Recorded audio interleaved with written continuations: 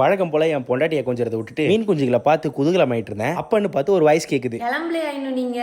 ஐயையோ, ஒரு தடவைக்கு ரெண்டாவது தடவை கேட்கறதுக்குள்ள சட்டுன்னு கிளம்பிடணும்டா.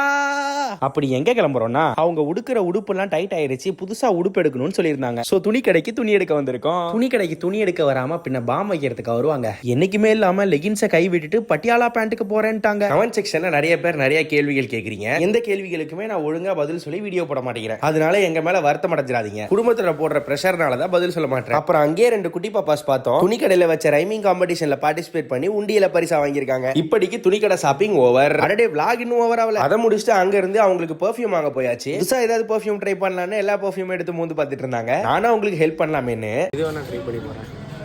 நீங்க ட்ரை பண்ணி பாருங்க.